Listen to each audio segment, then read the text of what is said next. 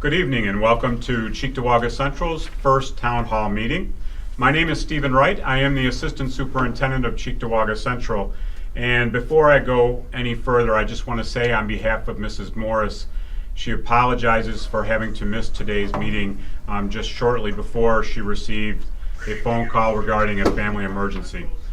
So she unfortunately is unable to be with us, but know it's important to her that all of our parents are heard. So one of the things I want to address right away, you'll see that we are social distancing from one another. To my right, I have Mrs. Mitchell, our Union East principal. I have Mr. Cullinan, our middle school principal, and to my left is Mr. Zip, our high school principal. We've elected not to wear masks to hopefully be able to communicate clearly using the microphone and the camera. And of course, we never really know what you see on the other end or how clearly you hear us. So please let us know in the chat if we're not meeting your expectations. So one of the things that we have done today, before Mrs. Morris had to leave, she put an introductory video posted on our website. If you haven't already had a chance to watch it, perhaps after this evening you'll have an opportunity to do that, as well as reviewing each of our district's opening plans as well as the individual building plans. So those are all posted on our reopening page. You need to check that often, as that is our primary place for communication. So with that, we are going to begin our questions, as a number of parents have been posting them in our chat early on. So our first question will be, we're just scrolling to the top to make sure we get there. My son is in his second year of Harkness and I want him to complete the program. Will this happen? Also, how often will they go? And I'd ask Mr. Zip to answer that question because clearly it's high school. Good evening. Yes, they will be able to complete their program. Actually, students that are entering their first year of BOCES, which could be Harkness or Potter Road, BOCES has adapted to all of our Erie 1 schools, and any student that is enrolled in Harkness will attend Harkness on the days that they are in person at Cheektowaga Central. For example, cohort A will come here on Mondays and Tuesdays, and they will also attend Harkness on Mondays and Tuesdays. Great, thank you. As Mr. Zip's talking, it kind of reminds me, we're going to assume most people have had an opportunity to read the information on the website. Cohort A, Cohort B, Cohort C, and Cohort D will come up a series of times, and hopefully if you're not 100% clear, you can also check our website while we're listening to the video, but then it'll become clearer as we're talking. Our next question that came up, will the middle school be hosting a 5th grade orientation? Mr. Cullinan? Thank you. Good evening. The 5th grade will have an orientation this year. However, at this time, we are still deciding if we will host it in person or if we will do it virtually. Details on that will be coming very soon, and be sure to follow that on Twitter, on our middle school website, and you'll also be receiving robocalls or emails through our system. Great, thank you. Our next question, will my child be changing classrooms during the day? I'll answer for K through 8. Right now, students will be staying in the classroom and teachers will be changing. That might vary a little bit for specials, or they may be, teachers are encouraged to have their students take them outside while the weather is nice, and some other opportunities there. I don't know if Mrs. Mitchell or Mr. Cullinan wants to add to that for our K through 8, but Mr. Zip, perhaps you'd like to address the high school portion. Yes, so the high school students will be changing classroom. Our schedule will be the same as pre-COVID. We will be changing, and this is due to the fact of having flexibility for our students to receive honors classes, AP classes, as well as have the variation to be able to take an AP of one class but not the other, as well as electives. So our kids will be moving classrooms, and our cohort A is what we will consider our cohort. So we have a large cohort A, B. Excellent. Our next question, how will my kindergartner learn from home? what is the plan in place for my child who is at risk for health issues? I'm going to lump those two together and ask Mrs. Mitchell if she could answer those, please. Thank you, Mr. Wright. So our kindergartners, along with all of our students at Union East, will be learning at home remotely in several different forms. Some of the instruction will be done computer-based. All of our students in kindergarten and first grade will be provided with an iPad this year, and our students in grades 2 through 4 will have a Chromebook. There will be some videos that will be provided instruction for students, as well as times for them to meet with their class and their teachers. In addition, there will be instruction in small groups, as well as indirect time where students would maybe working on projects, reading independently, or other assignments that are not directly computer-based. As far as children that are at risk, those would be questions that you would reach out to the building so that we can make sure that we are providing the necessary accommodations to keep all of our children safe. Excellent. Thank you. So our next question is, what is the bus protocol? And I'll answer this question. First and foremost, the guidance that we received from the New York State Education Department and the governor's office was to really encourage parents to drive their child to school. It is a challenge for parents. We recognize that part of it, but that is first and foremost one way of creating social distancing. The second piece is we will be limiting 22 students to a bus, and there'll be one child per seat. We will use the high backs will be a barrier that will be used between the students, and we believe that that is the safest way for us to be able to manage the busing. As far as the pickup placement, unfortunately we will not be able to do home pickups for all of our children. However, it will be the closest stop will be at the youngest child's household. I believe I have that correct. And again, with any of the answers that we give, if it's not perfectly clear for you, you can, of course, call the individual building and we will do a much better job at answering your questions. So please be patient with us as we try to take these questions on quickly, as there are many of them, and we want to be able to answer them. We just may not do the best job for you, and we will follow up if need be. So our next question, if I choose remote learning, is it okay for my kids to return to school anytime before January 29th when we feel comfortable and safe? And so we understand the need for parents to be able to select remote learning and to be able to do that and ensure that your child is safe. However, the planning process for the school, because we have to be able to create cohorts and class sizes no greater than 12, we need a commitment of one semester for that. As you can imagine, if families are bringing their children back or electing to bring their children back, possibly even weekly, we would have to create new schedules basically every week, and it would become unmanageable. So what we've asked is for parents who are electing to do remote learning to make that commitment until January 29th. At the end of that first semester, we will then reshuffle and recalibrate everything that we need to be able to do if we're still in the hybrid mode. It would be our hope that there's a vaccine and we're going to get all of our students back to school as quickly as possible. Mr. Zip or Mr. Cullen and Mrs. Mitchell, would anybody like to add to that?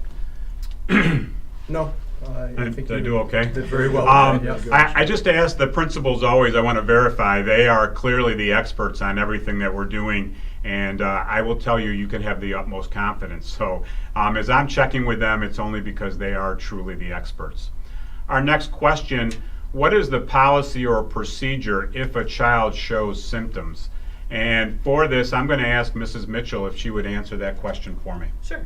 And this procedure is consistent in all of the buildings. If a child were to show symptoms throughout the school day, the teacher is asked to call the school nurse to let them know that the child will be coming down to the nurse.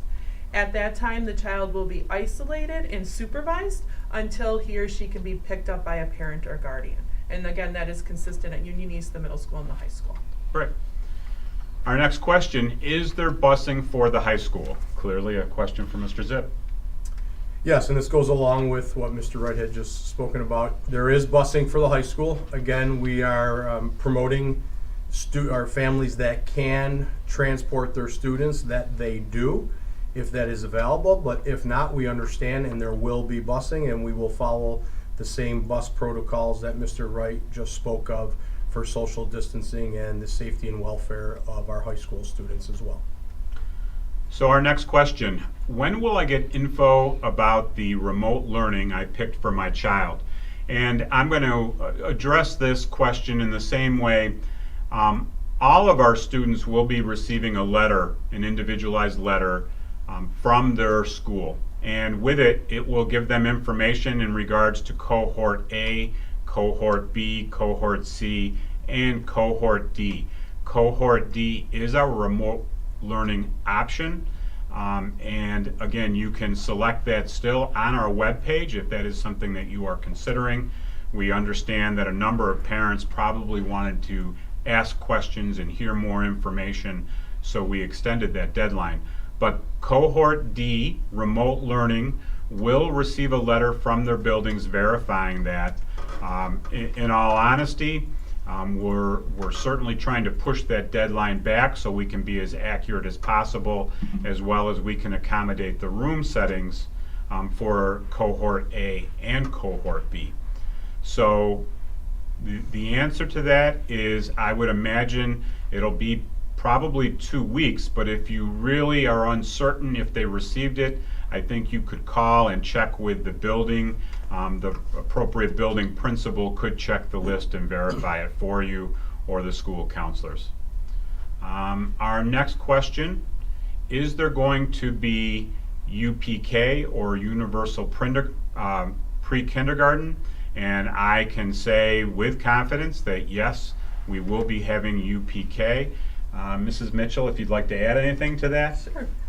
There is the plan for UPK for this year. We did, I'm sure you saw, receive funding just recently, so we are very excited to be offering that option for our students. And our students in UPK will follow the same hybrid schedule as our students in grades K through 12. So the only caveat to that is really disappointing to have to say, although we did receive funding beyond our local portion, the state has reduced their portion by 20%. So we are going to have to eliminate transportation for UPK, and we do understand that that is one of the convenient pieces for parents, but we needed to have the classrooms available for our students, so we've elected to eliminate transportation, and we apologize for any inconvenience that is caused. Our next question, are there sports this year? I'm going to allow Mr. Zip to answer that, although it also does cover the middle school. Yes. So currently, sports are scheduled to begin September 21st. Realize that this is not a local decision. This is based on New York State Athletic Association for all our schools, our local schools. So sports are to begin September 21st. But again, this is ever changing like anything else. And come September 21st, I'm sure many schools will reevaluate based on the health and safety and welfare of all of the students. New York State Athletic Association has also listed the sports or categorized the sports based on low, moderate, and high. And some sports may go, some may not. If there are no sports in the fall, New York State Athletic Association has a plan to move things back into the winter and even the spring. But again, these are all decisions that are what ifs. So right now our what if is September 21st, but again, subject to change. Thank you. Our next question, when will the students participating in remote learning return to school safely, and how will I get busing again? So I'll remind everyone that if you choose remote learning, that is a commitment until January 29th. I would anticipate that prior to the winter break in December, we hopefully will have a little bit more clarity what is occurring within the school year. We don't know what will happen, but if for some reason we're remaining in hybrid and people would like to be able to continue with remote learning, we would make that option available. There would be a similar process of signing up on our website. If we're all lucky and we believe we get what we wish for and school is back in full session, then we would work with busing in that same transportation form again. But I believe we will communicate with you clearly. You'll probably receive more communication from us than you ever have before. I would encourage you to constantly be checking our reopening page, where you will also see things along the line of continuing remote learning or signing up for busing once again. So our next question moving on is, will there be testing this year? And that is a very difficult question because it depends on what you're talking about in regards to testing. But as far as New York State testing in grades 3 through 8 and our Regents exams, no decisions have been shared with us, to my knowledge, about January, spring, or June of 2021 yet in regards to testing. However, within the buildings, I'm sure there will be testing of content, but perhaps you can just touch for 30 seconds or so on what your building may or may not be doing. Mrs. Mitchell, you want to start with Union East? Along the lines with assessment and testing, our report cards for this year will mirror what they have traditionally done, so you can anticipate assessments to happen as they traditionally did on the concepts. The form of those might look a little different because of the remote and in-person, but you can anticipate the content and the assessment happening as it traditionally did.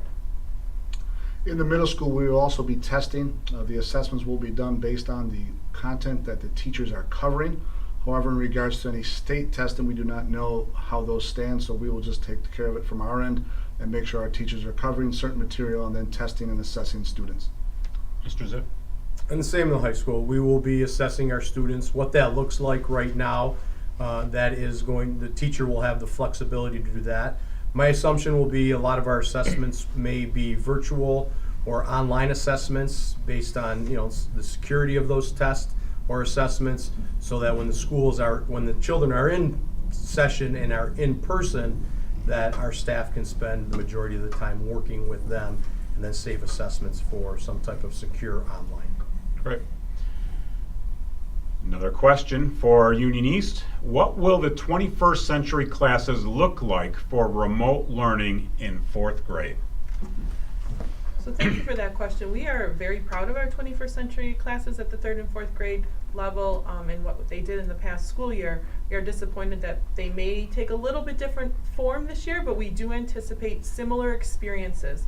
There may be some modifications in the materials that are able to be used because of sharing them, but we anticipate the inquiry-based, the collaboration that can be done electronically to still continue. So our students will still have the experiences of the 21st century classrooms, whether they are here in hybrid or they're learning remotely. Great. Our next question, what materials will be provided during remote learning? Anybody want to answer this first? Want to start? Go ahead, Ms. Mitchell. We anticipate our students that are remote learners being provided with a packet on a monthly basis to supplement the computer-based instruction. That could include things such as their math textbook, writing journal, or any other resources that are paper-based that can supplement what's done on the computer throughout our remote learning. We're anticipating that on a monthly basis. So at the middle school, we are planning on trying to do everything we can on a Chromebook. So each student will be provided that device. If they do not have one, they can get one from us. They just need to contact us. And everything will be pushed out through Google Classroom. And all assignments and such will be pushed out. Teachers will be in touch with their students via Google Classroom. We will set up Google Meets so they can interact on the computer with their students and talk to them, have office hours and such, and try to stay in contact as much as possible with the students. And the high school will be relatively the same. The majority of what we do will be online, so the provided Chromebook. Some classes will require a text, although we're going to try to do ebooks as much as possible this year for the library, as well as textbooks for students. Some of those are not available as ebooks, so as long as we have enough textbooks for each student that it's theirs for the entire year and there's no sharing of materials. But again, the majority of it will fall on the Google Classroom platform, as well as many other platforms that instructors use to help with the engagement of learning, but most of it being electronic. And the next question is, when can I pick up a device for my student? Mrs. Morris actually addressed this in the video that she posted this afternoon. And ultimately, new students or students who turn theirs in to be repaired, or parents didn't elect them to keep them over the summer, there'll be notification from the buildings of when they'll be able to be picked up. If for some reason yours needs repair, or you have a concern about the device that your child has, you can call our technology department at 686-3678, and they will be able to assist you with any matters in regards to Chromebooks or iPads. I bring that up now because I do know that we will be making iPads available to all of our kindergarten and first grade students, and 2 through 12 will be using Chromebooks. We didn't really address it yet, and perhaps the buildings might want to touch on it, but I believe one of the first tasks that we'll be doing when the school year begins is assisting students in acclimating and using their Chromebook or their iPad, as well as Google Classroom and the different platforms. As another piece is just simply the relationship building that all of our teachers strive to do with our students, because we know that makes one of the biggest differences with our students and with their engagement is that relationships that are created in those first few days.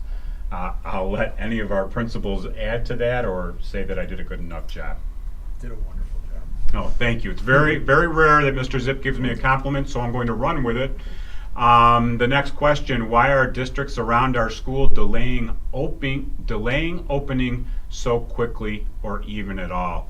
And it's hard for us to be able to answer what another district is doing.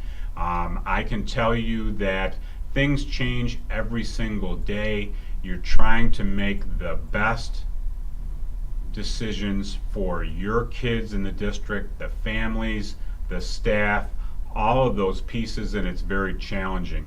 In their decision, it must have been the best thing for them to do. I know we are constantly evaluating what we're doing at Cheektowaga Central because we want to do the best we can for our students. And we mean that sincerely. So it is an ongoing piece for us. But as for why districts are making decisions, it's very individualized. Okay, our next question. Can the school provide us with the curriculum and the lesson plans in advance before the school starts in order to be prepared? I think this is a challenging question for us, and I look at it first and foremost. All of New York State standards are published on the State Ed website, but more importantly, what's going to happen daily within the lesson plans. And any teacher knows creating lesson plans too far in advance, you want to be able to monitor and adjust as your students are going along. So to be able to provide something for our families at home, knowing that we might have to change depending on the speed of what's happening, it would be very difficult to be able to do that. For my experience as a teacher, I didn't really go more than 1 week out because I always had to modify what I was doing to meet the needs of my individualized classrooms. So that would be my first answer to that as being a challenge, but perhaps the buildings have something already in place and I'm not aware of it. That's just my gut reaction. Yeah, I would add, to answer the question simply, at this point, I would say no. Not that that's the answer that anyone wants at this point, but being honest and realistic of where we are. We have teachers that are currently working over the summer at home that are trying to prepare lessons on different platforms.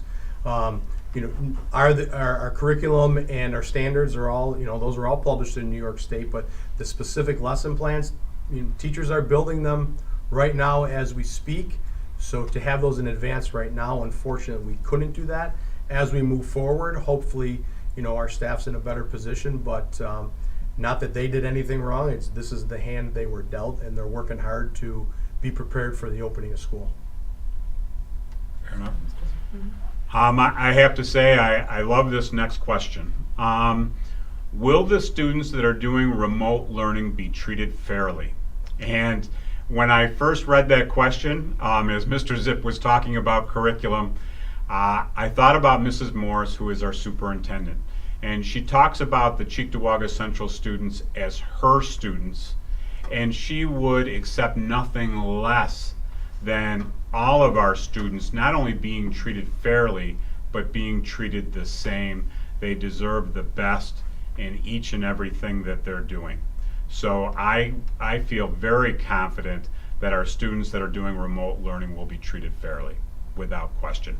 If for some reason you feel like you have a question about how your child's being treated, by all means, speaking to the teacher, speaking to the school counselor, then the principal, and the last case, reaching out to any one of us in central office.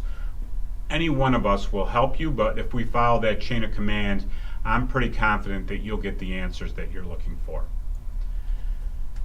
Our next question is, if my child feels uncomfortable after the first day of class, can I move him to virtual learning 5 days a week? Mr. Cullinan, we'll ask you to answer that. Sure. So absolutely, if your child comes to school and does not feel comfortable, they can be removed from in-person learning and they can go remote. However, if a student decides and is elected to choose remote learning from the beginning, they cannot come into the building until the semester is over, and then they can make that decision towards the beginning of the next semester if they choose to do so.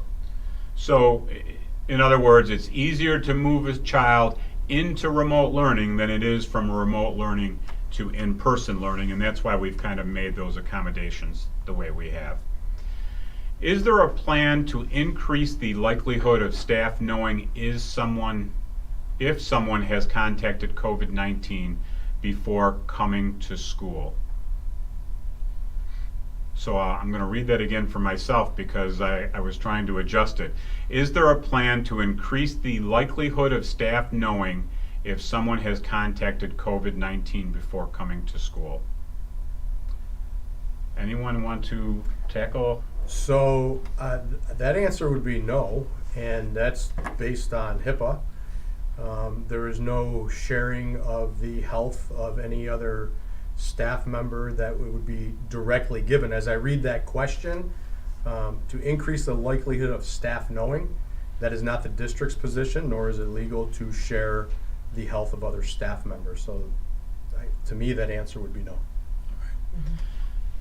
Our next question, will student temperatures be taken before they get on the bus? The easy answer to that is yes. Our expectation is that parents will take the students' temperatures every day, but then also when they come to school, students' temperatures will be taken once they arrive. Is that random, or is that for every student, or is it different by building? So what we currently have in our plan for all of our buildings is the expectation that parents are taking their temperature at home, as well as doing the questionnaire with their students prior to putting them on the bus. And each building will be doing random checks, periodic temperature checks of our students as they enter the building. There is also a spreadsheet that is available, I think, in our frequently asked question page and perhaps our parent communication. It's called "Should My Child Go to School Today?"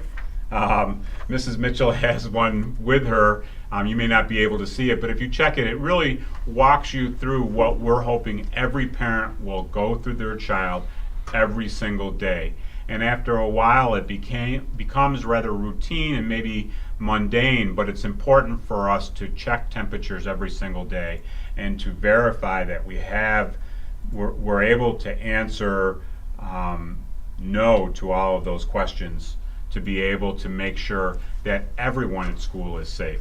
So it's important. I would encourage you to go to our reopening page and find that flow chart, print it out on your refrigerator, and practice it each and every day.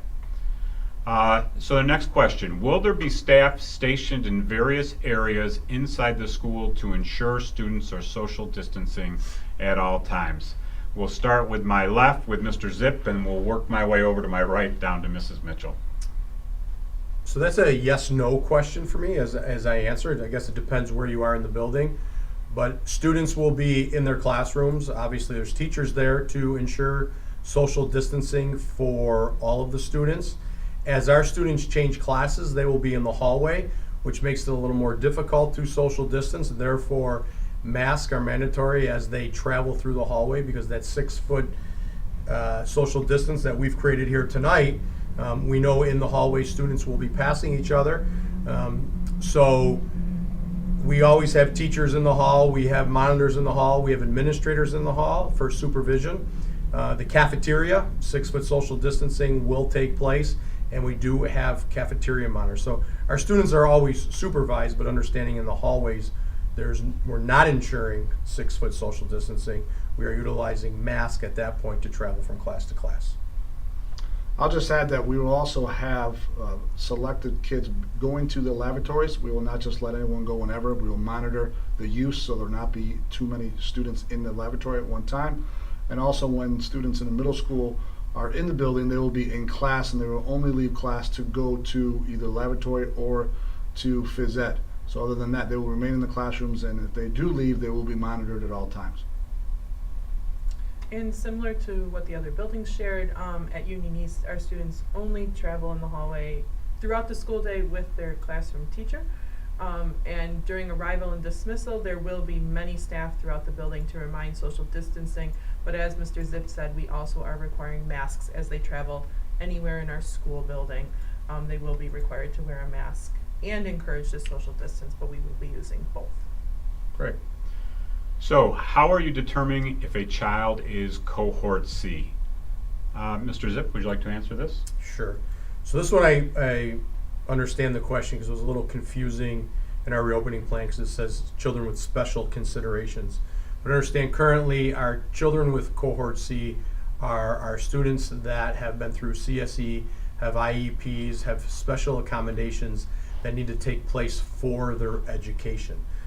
Special considerations at this point are not that a parent's special considerations, only because, not that we don't want to do that, but we don't have the ability in the high school with 700 students to accommodate all those considerations. So those are students, our highest needs students that have been classified with IEPs, some even 504s, but very little of those right now.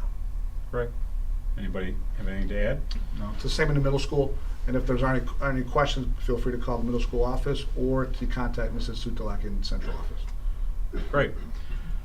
I understand that Wednesdays will be for deep cleaning. However, will there be staff to clean the rooms, desks, chairs, etc. after each class session on Mondays, Tuesdays, Thursdays, and Fridays? So that is a question. It's a little bit easier on the Union East and middle school side because the students are staying within one class.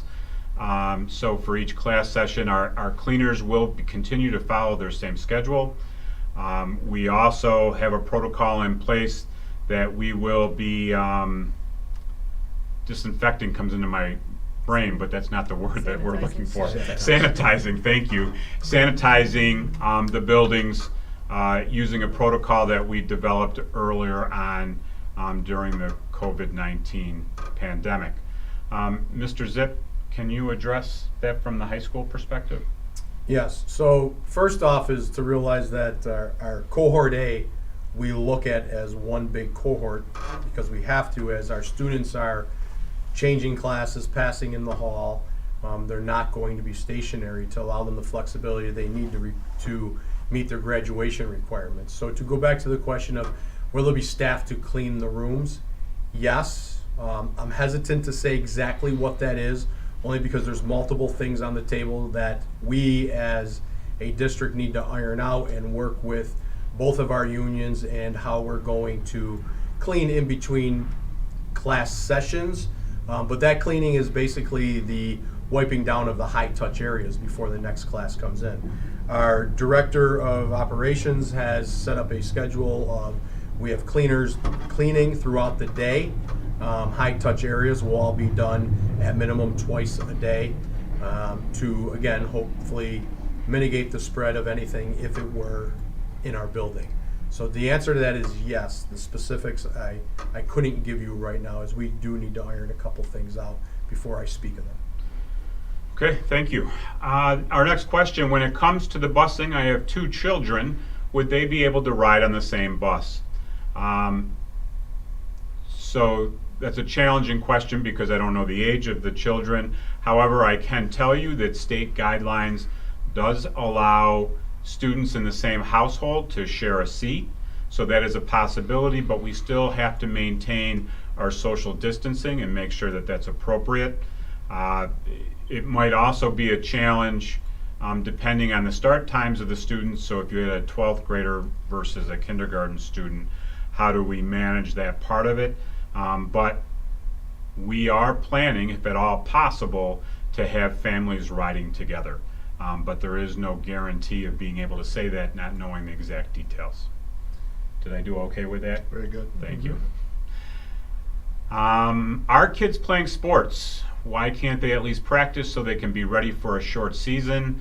I believe Mr. Zip has already addressed this, but do you want to try it one more time quickly? Well, I just want to state, and this isn't only for sports, but what we need our people to understand is there's a lot of regulations that are given to us. We just don't decide and make all these decisions. For example, we were told sports cannot start till September 21st.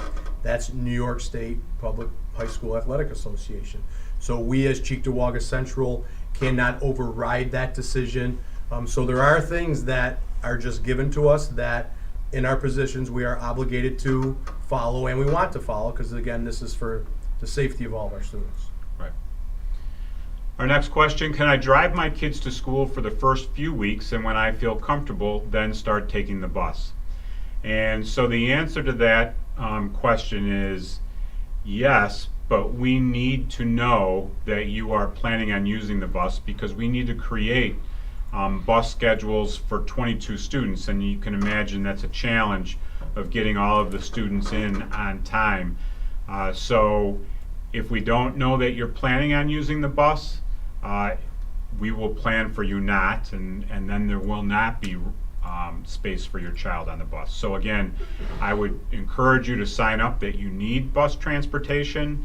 Those first couple trips, you want to bring them to make sure that you're comfortable with it. By all means, we understand that. And again, it's going to be a point of adjusting the first couple weeks for all of us.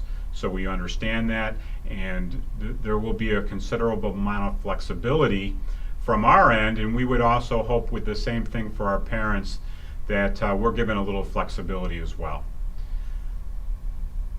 The screen's moving, so I just want to make sure I get to the right question and not repeat it. Hello, my daughter has severe asthma. She will be going to the first grade. How would you keep her protected from other children that might have colds? Mrs. Mitchell.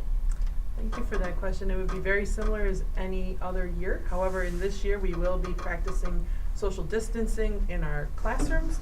Our students will also be wearing masks when they are unable to social distance and ensure that social distancing. So those would be 2 ways that we can encourage that from not happening for this year that would be any different than any other year. Great. All right. I've asked the same question. When will the student schedule be ready? Let Honest Dave answer first.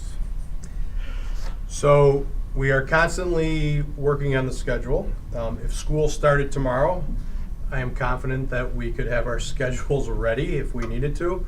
But unfortunately, with everything changing, as we're looking to do things differently to minimize the movement of our students, I will let you know that the earliest that high school students will receive their schedule would be the last day of August, and that's the earliest.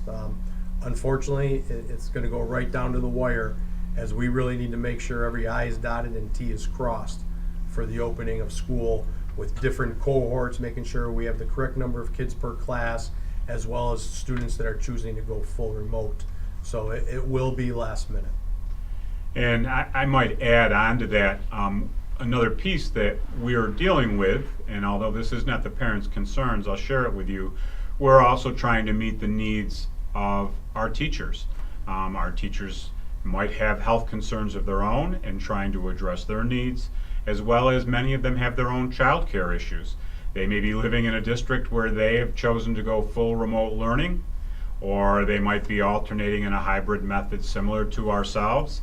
And so they are scrambling for childcare as well, and all of those pieces. So it is a work in progress, and will continue to do so to create the best situation for all of our families. Mr. Cullinan, want to add any more? I mean, I know it's very similar to that. It is a challenge that none of us, for me, I'm starting my 32nd year in education, and this is by far the most challenging one for opening a school year. So I can appreciate your wanting to know, and I hope you appreciate the challenges that we're facing. Can students remove their masks? I'll let any one of our principals answer that. I'll answer that. So, a student is expected to get onto the school bus with their mask on and remain with their mask on the school bus until they sit into their seat. Once they get off the bus, their mask will remain on, and then they enter the school building and go to their classrooms. Once they go into the classrooms, once they are instructed by the teacher that they can remove their mask, that's when the mask can come off. The students will be sitting 6 feet apart in the classrooms, but until everyone is situated, we want the mask to remain on until the adult in the room gives the okay for all the students to take off their mask. Students will also be provided with mask breaks throughout the day, so they can take a rest from wearing the mask, when they will also be socially distant, so they don't have to worry about anything like that. Okay. The mask break would be at minimum for 10 minutes every hour. All right. If a student or teacher tests positive, how will that be handled? First and foremost, testing will be done outside of Cheektowaga Central. It is done through either our Well Now or a doctor's office, or even through the Erie County Department of Health. As well, the Erie County Department of Health will work with their contact tracers. They will be contacting the individuals who may have been in contact or near contact with that individual that tested positive, and then the school itself will have to make a decision with the Department of Health of how serious the potential spread is and what will need to happen next. However, potentially we could have to self-quarantine individuals for up to 10 to 14 days, depending on the situation. So that we hate to think about it, but that may be the inevitable, and how we handle that and let people know and communicate that. It's going to be one of the important pieces that we do, is to communicate with families, communicate with the Department of Health, as well as our own staff, and what is occurring. If I can add, for those of you that have been to the school website, again, there are two flow charts that you can access in the reopening plan. One is the Cheektowaga Central School, that's the temperature and the questions that you're asking your son or daughter. In there, it does talk about if a child tests positive for COVID. It's a green box that you should take a look at, and then you can refer to another flow chart that we have posted that is directly from the Erie County Department of Health, that talks about what they will do with the school. So it's twofold: what will happen with the student and when they can return, as well as what the Department of Health and the school will do. Those are both available on our website in our reopening plan. Thank you. So one of the things I have to, I'm just going to take a moment and I'm going to thank Mrs. Hamels. She is the assistant principal at Union East and she is fielding our questions and making my life 1,000 times easier. So I want to say thank you to her. Also, I want to make sure that we're meeting your needs, and by all means, you can always send a note into the chat saying we're doing a decent job, anywhere on a 1 to 5, 5 being the highest, making sure that we're doing it, and she'll relay that to us because we want to meet your needs. That is the purpose of this meeting. So on to our next question. Will students with respiratory problems have to wear a face mask the whole day? If not, is there a plan for those students who are planning to attend the hybrid classes? So Mr. Cullinan just addressed the mask as a whole, but I will share with you, if a student is required to wear a mask, the state guidelines are for every 1 hour the student is wearing a mask, they will have a 10-minute mask break, so to speak. So that is something that we're all sensitive to. How do we have that break as well as maintain social distancing and do all of those pieces? It is there. It's hard to answer that question individually, but certainly if you have concerns, speaking to your child's school individually might be able to answer that to your satisfaction. All right. Does somebody want to? You look like you want to answer that better. No, I just want to add, when people put whole day, I think we take the position of they get on the bus, they put it on, they wear it until they get off the bus. And the general structure of each day at all 3 buildings, as soon as their social distancing is available, which the majority of that will be in the classroom, those masks can come off. We're encouraging staff members to take our students outside when they can, social distancing, remove that mask, fresh air. So when we say whole day, the concept people think, 7 in the morning till 2:30 in the afternoon, but that's not truly the case. So just kind of process that when we're talking about whole day. Great. All right. I believe the next question is there a school supply list if I choose remote learning? I'm going to say there is not a school supply list for any grade at this point, and regardless of the option. It sounds like some very positive things were happening with the PTSA, and I'll allow Mrs. Mitchell to kind of share with that because it's super exciting. Yeah, we are very lucky to be partnering with the Union East PTA, and our PTA will be supplementing our school supplies for our students, both if they are learning remotely or in person. So all of our students will receive a remote learning at-home supply bag, courtesy of our PTA, and all of our school supplies for in-person schooling will also be taken care of. So we are asking families to concentrate on a mask as well as a water bottle that your child could easily use throughout their school day as the only school supplies needed at Union East. Great. Our next question, what would we do if we didn't receive any mailings regarding transportation or reopening? So one of the things that we've been trying very hard to do is to send out messages via phone. We've been using Blackboard Connect, which is our robo-calling system, as well as sending out emails and text messages. If you have not received any of those, I would encourage you to call your child's school, update your information, and as well as checking our reopening website daily. We're trying to put information out there as quickly as we receive it and as quickly as we can publish it. So that would be very important. I will say, I believe the transportation form deadline has ended, but if you needed something to reach out to your building tomorrow, and we will try to address whatever concerns you might have. Our next question, how will busing be handled for students in the P-Tech program needing to attend 2 locations? I apologize if I didn't ask that question correctly. There's a question mark in the middle of the sentence. So I think I did okay. P-Tech? Yes. So right now we are currently working. P-Tech's the new program for us, which is it's an excellent opportunity for the students that are taking advantage of it, and I'm happy that they're moving forward with it.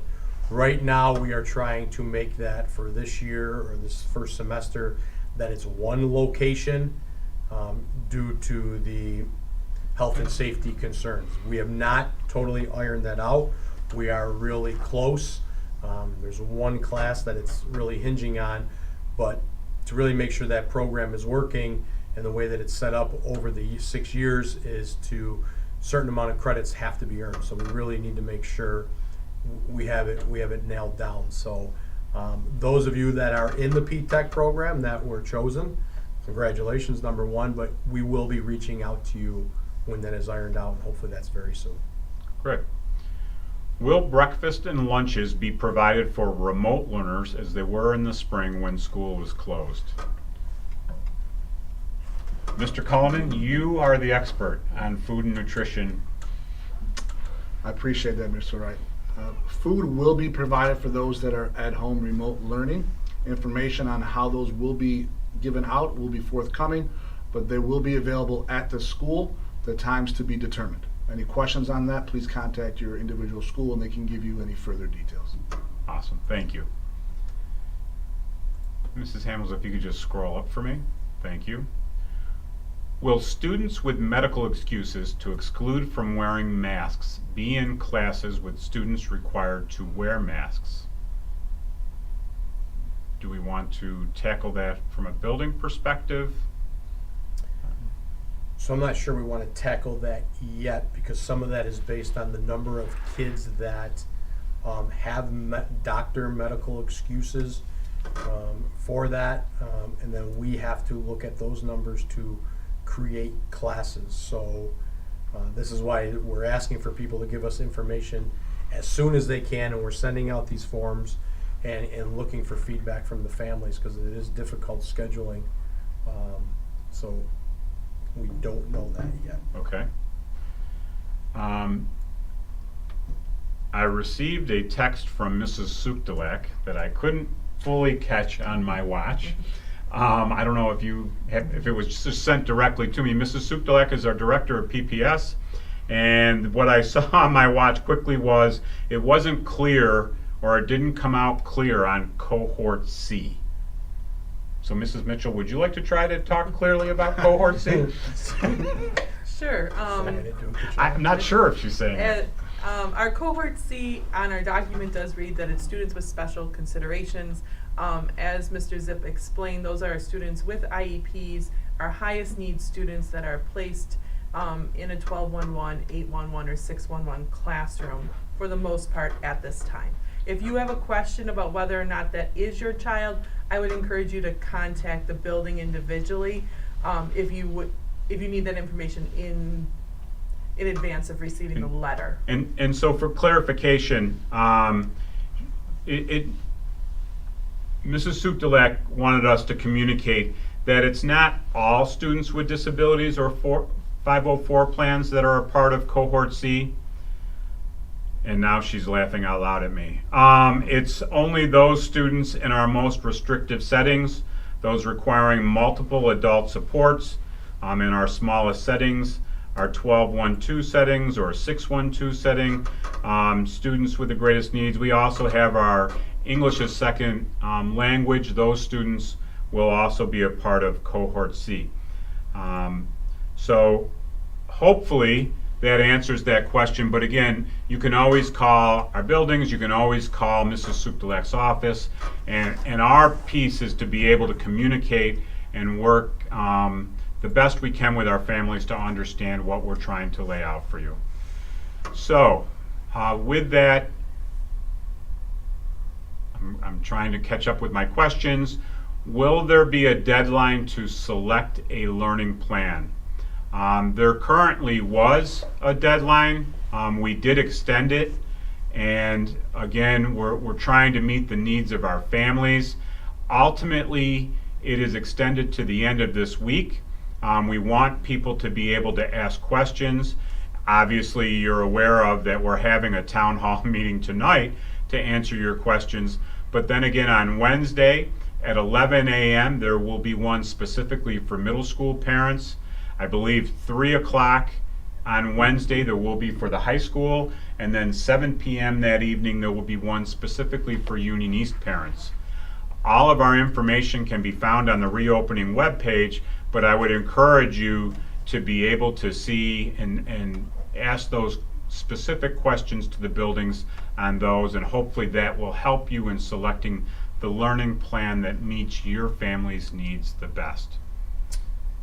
Those questions that we have answered that we're not sure of, we are keeping those, and that's how we are going to begin our building town halls, trying to make sure by Wednesday that we can answer as many of those as we can. But please understand, we might not be able to answer all of them because it is a work in progress.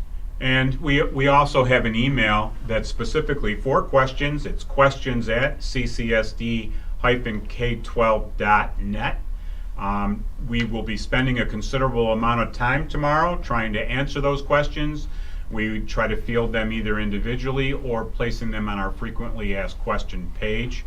So by all means, check that. It has been a very lively email address, and so we are doing our best. And as you can imagine, the questions are challenging, and we're trying to, again, communicate clearly and do the best job we can in getting the families the information they need. So, moving on, my child receives speech classes and is entering kindergarten. How will this work with going hybrid? Mrs. Mitchell. Sure. So our students that receive speech or any other related services and are in the hybrid approach, their related services would also be a hybrid approach. They'll receive some therapies in person, and then they may receive some therapies as teletherapy depending on the child's plan and need, so that they would get a hybrid approach to their therapies just as they would for their education. Great, thank you. Mrs. Hamels, will parents be notified if a student in their child's class cannot medically wear a mask? I believe this is probably more elementary. I'm not sure, but you want to try? Yeah, I think this is similar to what Mr. Zip mentioned earlier. It's a process that we're still working through, that we don't completely have worked out just yet, but we will before school would begin as to what our process would be. All right. My wife and I have diabetes. Should we go remote? That's a challenging question. I think each family has to answer these questions on their own. I would strongly encourage you to speak to your doctor and ask your doctor for their advice. They're far more qualified from a medical perspective than I am.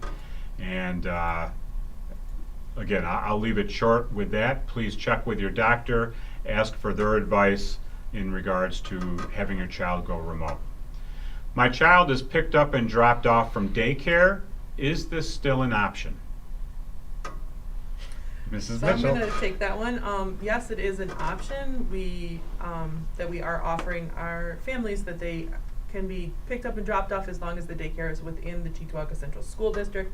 I would encourage you to get all of that paperwork in as soon as possible. As Mr. Wright has stated, that we need that information to route our students and to maintain our social distancing and requirement on our buses. So that is allowed, but please get that information into the district as soon as possible. Great. I believe the next question was actually typed in by Mr. Zip because he was bragging earlier how proud he is of this. But I'll turn it to him. Will there be a freshman orientation for high school? Yes. Mr. Feta, Mr. Hickson, Mr. Hanford had worked on that today to iron out all the details.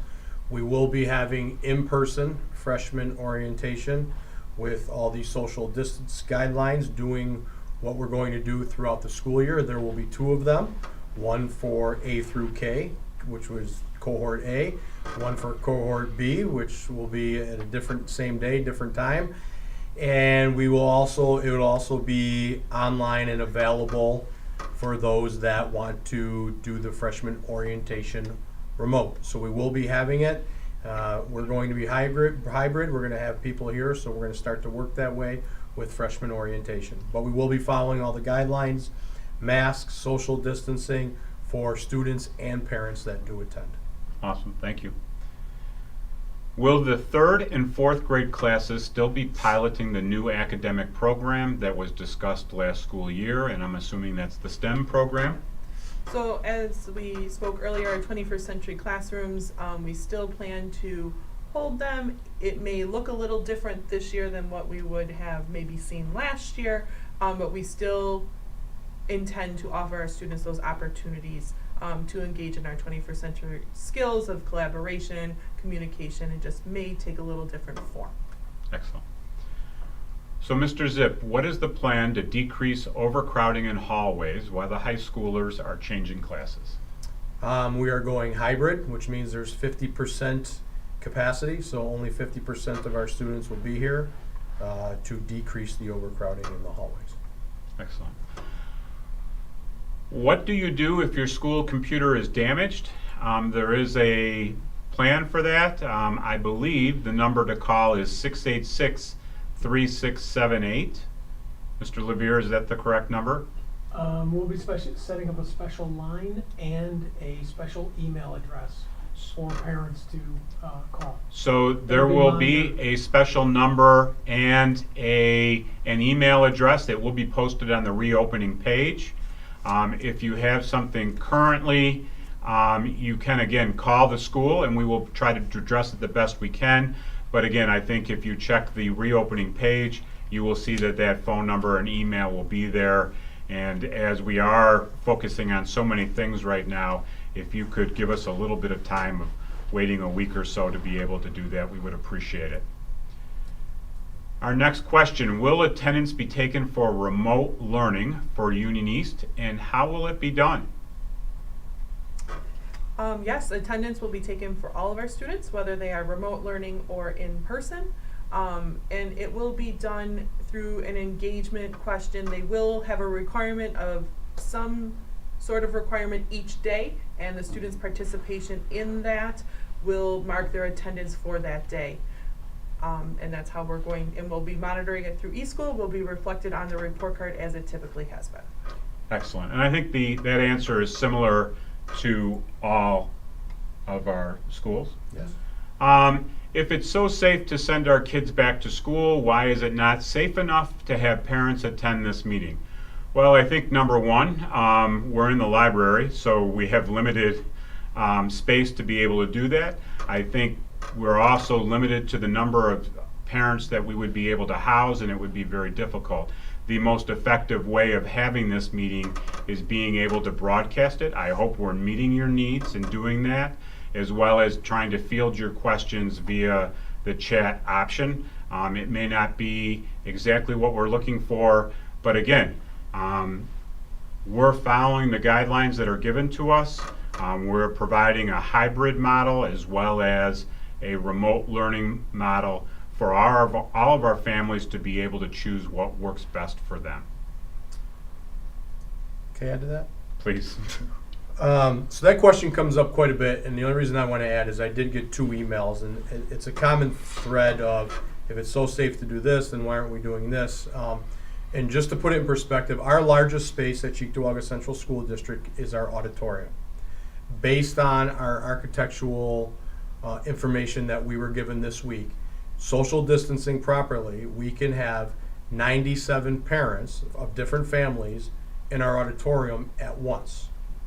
So with that being said, in 2,200 families, we would have to do many of these meetings to meet the guidelines. So everything we do is trying to meet the guidelines. If we knew only 5 people were going to show up, we definitely could have did it in person. Our goal is that many people are logged on tonight, asking many great questions and being informed so that we can follow the guidelines as well as service the families of Cheektowaga Central the best we can. Excellent. So, will there be more structure for elementary school students for learning at home? If so, will there be a meet your teacher prior to learning? So I'm going to start with the first part. Will there be more structure for our elementary school students for learning at home? I believe yes, our plan for this year. If you have time to take a look at our Union East reopening plan, there is a page in there that outlines what our remote learning days will look like for our students, to give us a little more structure for our learning. When we started it in the spring, it was kind of a very last minute decision, so we are much better prepared at this time. And will there be a Meet Your Teacher night prior to the start of school? Yes, we have a plan for a Meet the Teacher night. In order to do that, as Mr. Zip has spoke for the high school, in person in a socially distant manner, so we can still offer that opportunity for our parents to meet the child's teacher as well as for our children to meet their teacher prior to the first day of school. Great. Okay. When will pickup for Chromebooks happen? I cannot say I know exactly when that is. My guess is if you are a remote learner, you will receive that information in regards with a letter or an email. However, I'm going to guess if you are a student, it would probably be in one of the first days that you would be attending in the hybrid model. I don't know if anybody knows something different than that, but that would make the most sense to be able to do that. Again, if you are a remote learner, when you receive your letter, I would simply call the school and we can make arrangements for that. Although a number of students do already have their device, and I guess this is as good time as any. If they haven't been using their device, they should be charging it and certainly logging into it, checking their own email, or at least making sure it's ready to go come September. Are there going to be dividers between children in the class? Oh, I'm sorry, I'm going to back up one question so I can keep in line. Is there an after-school program for Villa Maria College? So we have been in contact with the with Villa about their after-school program. They do, as of our last conversation on Friday, they do intend to run a program. We're not exactly sure how that's going to look yet. They were waiting on our plan for opening to develop their plan. So we will be in communication, but they do intend to run an after-school program at Villa Maria for our students this year. All right, great. Our next question, are there going to be dividers between children in the classrooms? At this point, there is not a plan for that. We will be using social distancing of 6 feet, and unless they are in a physical education class or a chorus or band, which the state mandates distancing of 12 feet. So we will be utilizing social distancing in those situations. I don't believe there's any classes that will be having dividers. No? Okay. The question may come up with not a classroom, but for those that are receiving therapies, there may be things for the therapist between the student, but I think in case they were referring to that as a classroom, which it is, just to cover all bases. Great, thank you. Hopefully that was clear, not in the classroom, but perhaps in therapist areas. They might be utilizing the dividers. Again, if you have any questions specifically within that, you can always call our director of PPS who can help us with that, who's probably the most in tune to it, or certainly our building principals will work on that for you as well. Are remote days going to be 8 hours like school days? Actually, this is probably a great time.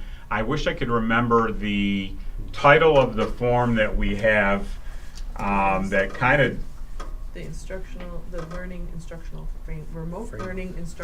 framework. Okay, please tell the group. So in the reopening plan, there is a daily remote learning instructional framework, is one of our documents, and it outlines by grade level band the expectations for computer-based learning, indirect learning, which would be project work, homework, as well as small group instruction, and it's broken down by grade level band. So it'll give you an idea of how long of a school day would be required or would be expected for a remote learner.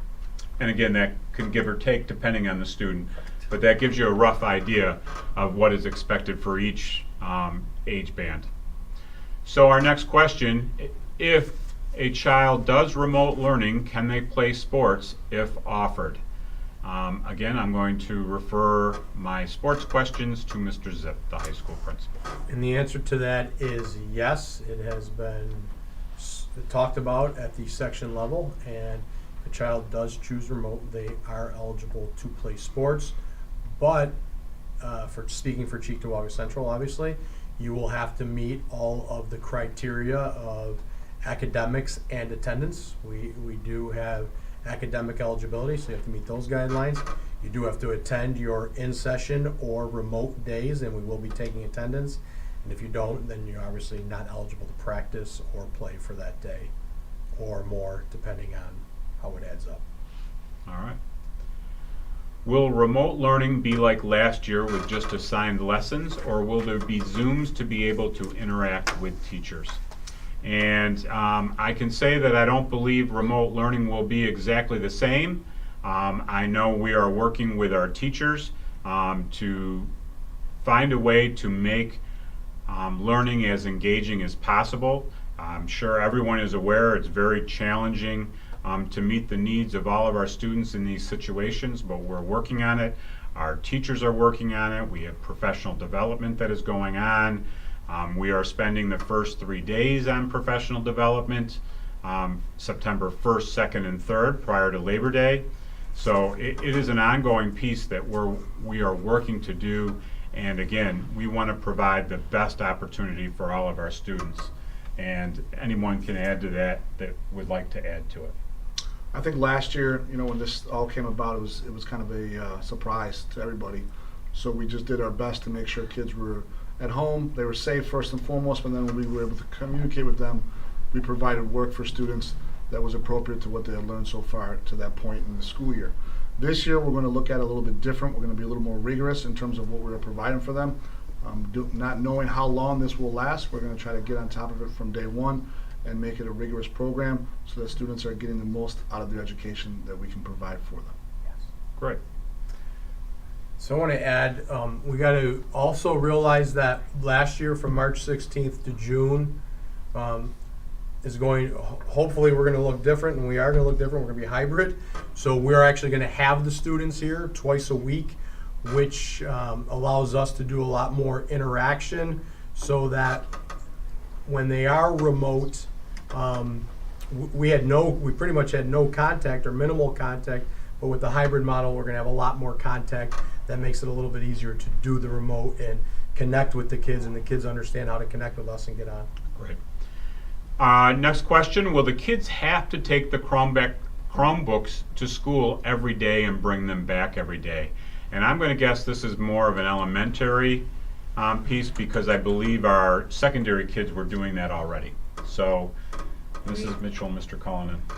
We are going to expect our students to bring their iPads and their Chromebooks to school and home on a daily basis. It's one of the ways, like Mr. Zip just mentioned, that we can assure that our students are confident to be able to work remotely, as we will be using the Chromebooks here in school as well as the iPads, and they will need it at home. So it will be most likely one of the only things they will be taking back and forth, but they will have to bring their device back and forth to school on a daily basis.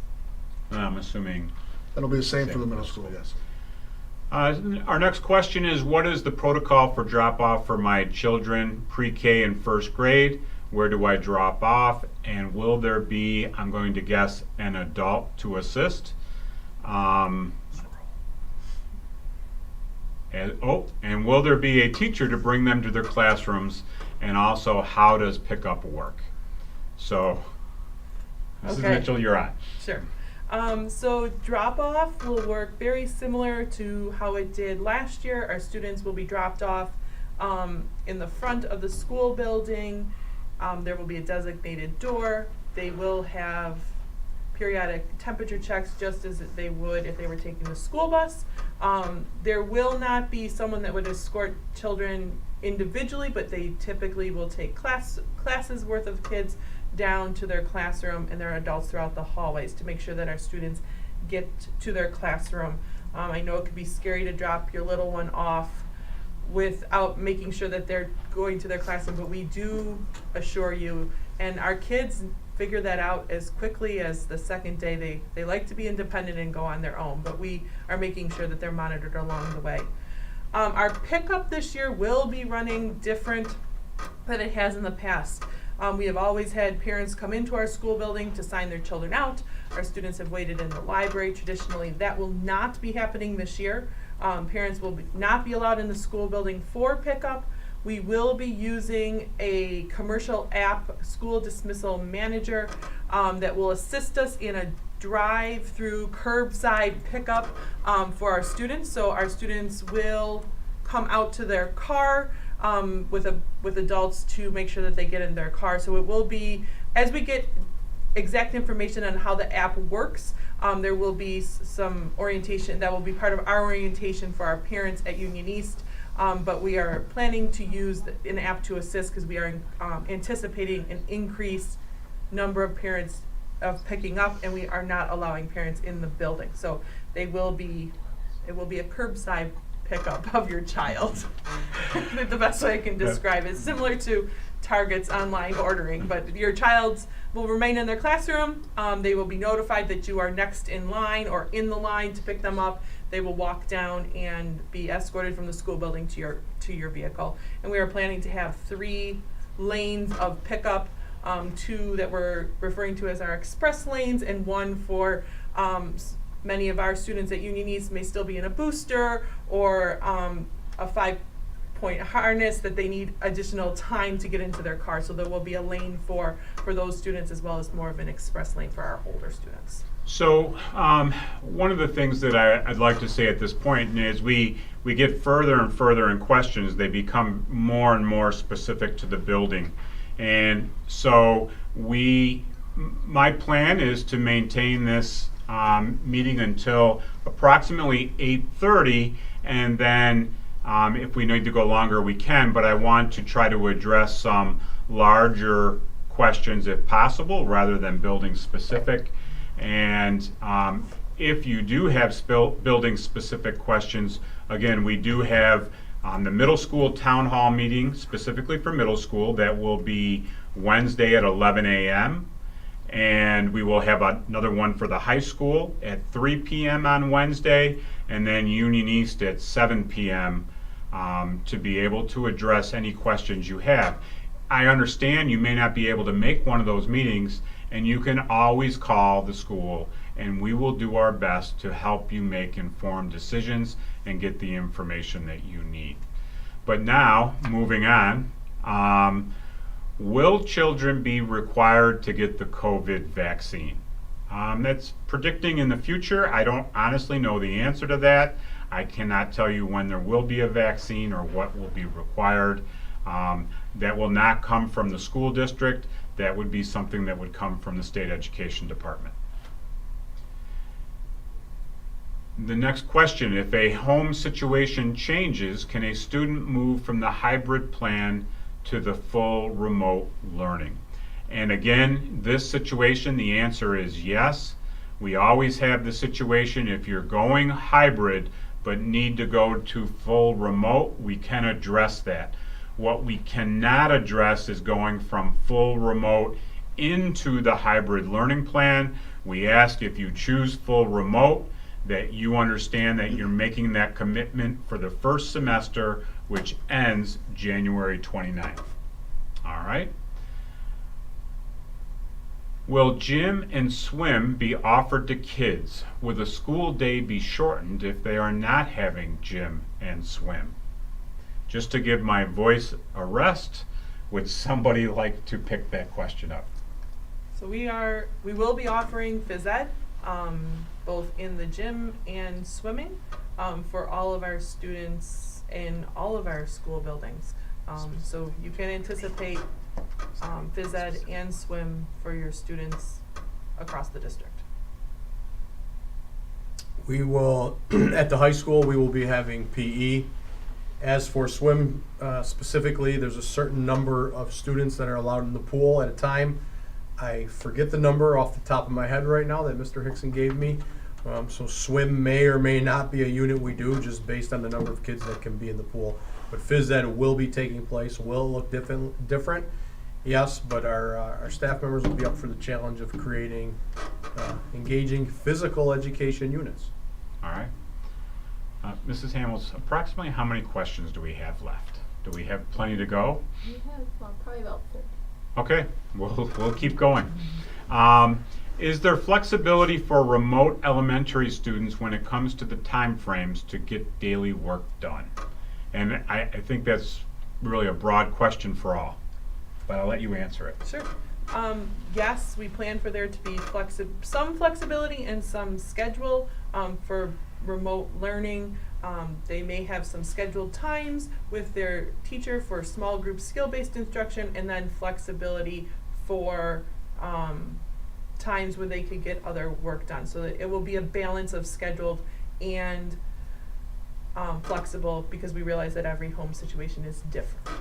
And I think another piece to this that was pointed out to me, really from the high school perspective, some of our students like to work on a different schedule. And I know this is one of the things you wanted to address.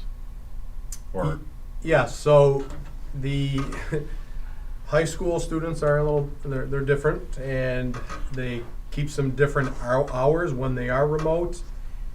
Our staff members would get emails and text messages, and well, not text, but we use different apps that would be a text. They don't text their personal phone. At 1 in the morning, 2 in the morning, that they would see at 7 in the morning when they started work. So there will be flexibility as it stands right now. And again, it always depends on what model we're in and what it's going to look like. But with our hybrid model right now, there will be some flexibility. is there after-school programs and help for students still? And will there be honor societies this year? It's tending more towards, or trending more towards the high school, but middle school can answer it as well. We'll start with high school and then middle school as far as honor societies being available.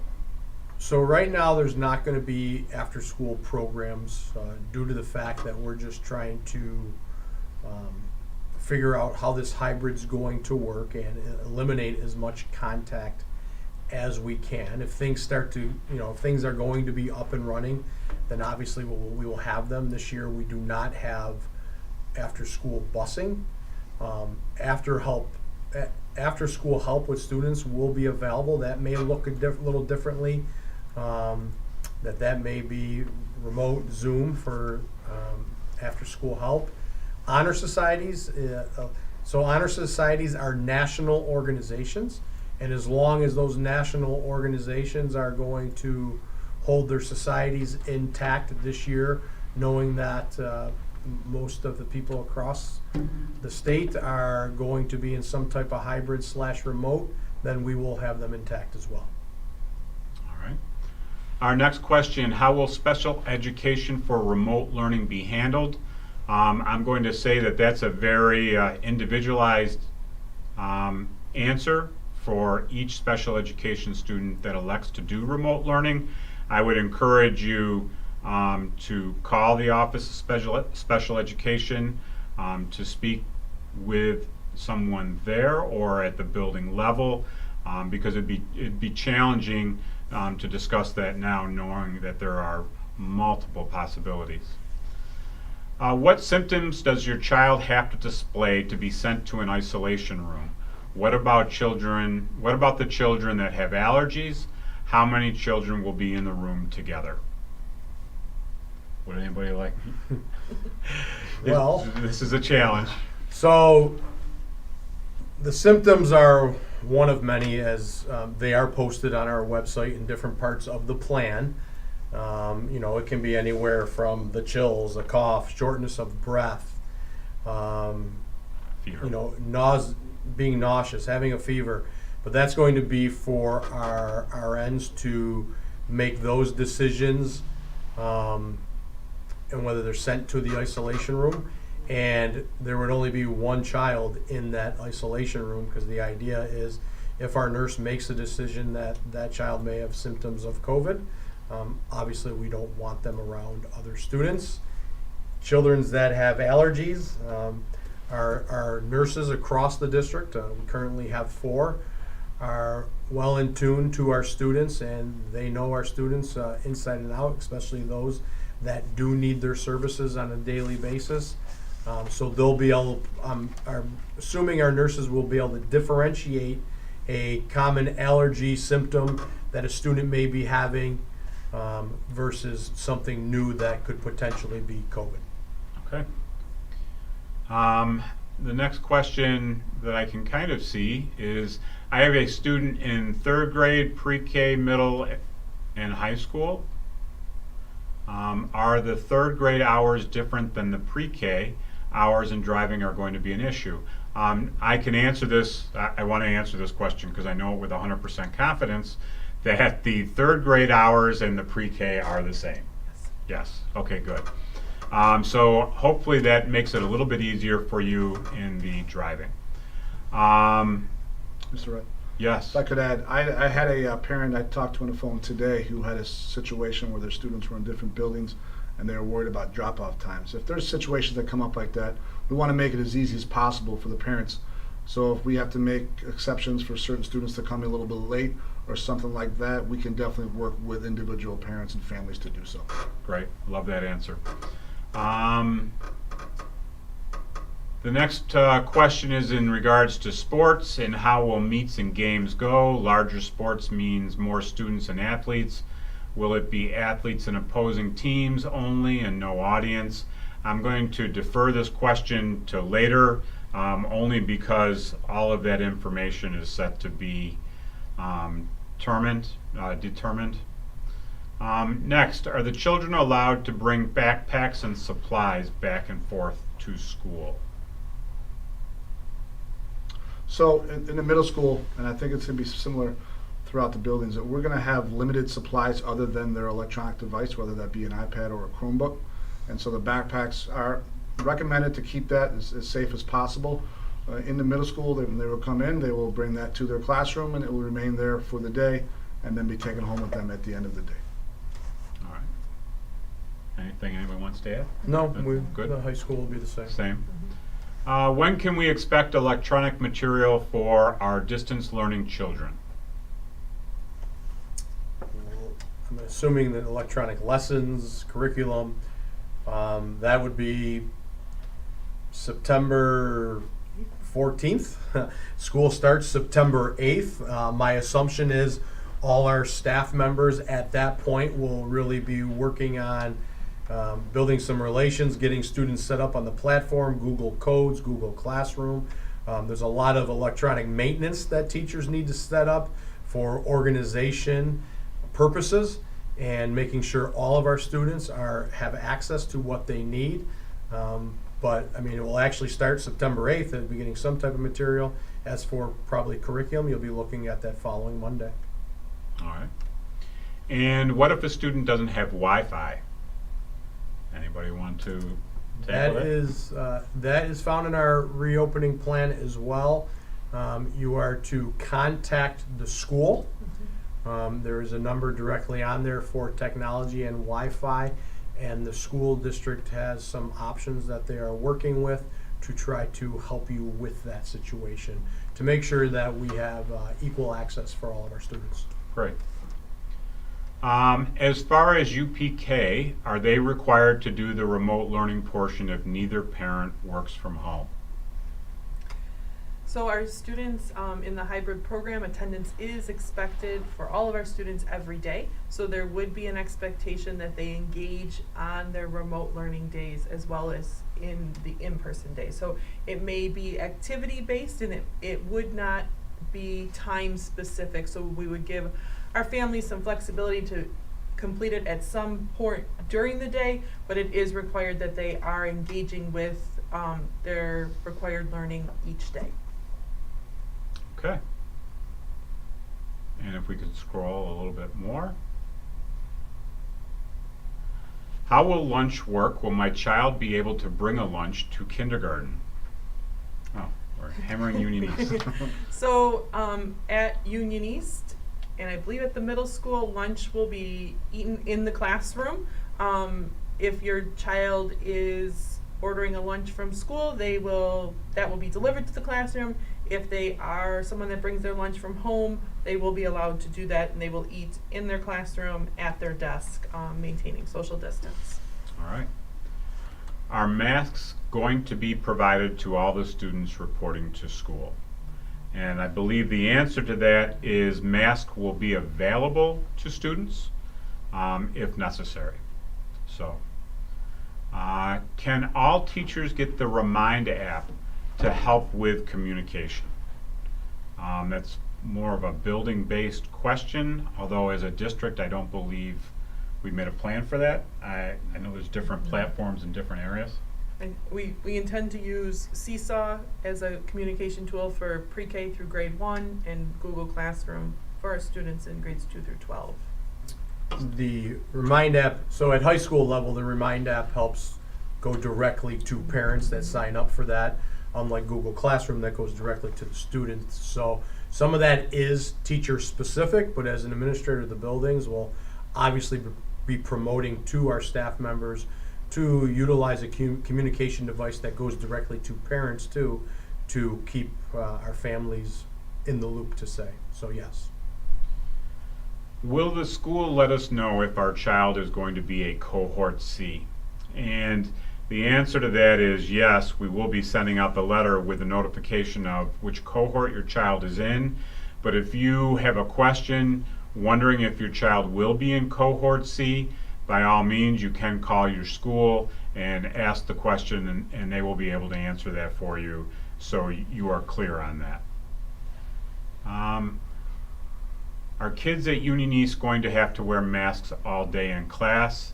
I believe we've answered that question, but Mrs. Mitchell, if you want to just give the shortened version. Our students will be wearing their masks whenever they are moving throughout the building. They will be given a mask break as required. So it will be a balance of wearing a mask and a mask break. I'm going to ask if you could, Mrs. Hamels, just to scroll down, just to right there, perfect. Are school start times remaining the same or start a little earlier to accommodate parents' work schedules? As of right now, the start times, I believe, are approximately the same as they were last year, and we are using that to be able to create a bus schedule, because as you can imagine, only 22 students riding on a bus, that creates quite a challenge for us, so that is we're sticking with our regular start times at the moment. If high school students are moving from class to class, will the tables be wiped down between classes? Yes, that's what I was speaking of earlier in regards to, there was a similar question earlier about Monday, Tuesday, Thursday, Friday. The answer to that is yes. So the answer is yes, they will be. Is the setup for remote learning at a set time in the morning for students? Are students going to have FaceTime with their teachers? So I think it's very important for the teachers to establish those relationships with the students from day one. So at the middle school, we are definitely going to encourage all of our teachers to have FaceTime when the students are working remotely from home, whether that is a few days a week or whether that is full-time remote. We want to make sure that the students are in constant communication with teachers to address questions, to just kind of meet them, to check in on them, and kind of make sure things are in a good place. All right. So at this time, we're going to conclude our first town hall. Hopefully, we've answered a number of your questions to your satisfaction. Know that we are here for you. I'll tell you again that Mrs. Morris's introductory video is available on our website. This, I'm assuming, will be posted again as it will be recorded and will be on our website. I want to remind you again that we have building-specific town halls set up, and that is 11 o'clock will be the middle school on Wednesday. Then 3 o'clock on Wednesday will be the high school, and 7 o'clock on Wednesday will be Union East. You can always fill out questions or send questions to questions@ccsd-k12.net. Again, we tried to answer as many of our questions or your questions that we could, but we will try to do a more thorough job on Wednesday. Anybody have a final statement they'd like to be able to give? Well, hope to, those of you interested in high school questions, hope to see you Wednesday at 3 o'clock. Yeah, I hope everyone interested in more about the middle school, please join us at 11 o'clock and understand that this is a unique time for us, and unfortunately this is kind of our new normal for now. So your patience and flexibility with us as we kind of learn the process is appreciated. And any questions at any time is more than welcomed in our office. As the other buildings have said, please reach out with questions that will help us to prepare to make sure we can answer everyone on Wednesday. So feel free to send those questions ahead of time to help us make sure we answer all of the questions on Wednesday. And so I want to thank Mr. Levere for setting up our stream tonight, so we were able to do this. Mrs. Hamels for fielding the questions and allowing me to be able to read them. And I once again want to apologize on behalf of Mrs. Morris. It was very important for her to be here tonight, and she was not able to. I know that it's very difficult for her to be away, but know that she is a part of this. She's worrying about each and every one of our children and our families, and we will do the best that we can to meet all of your needs. Thank you all very much, and have a good night.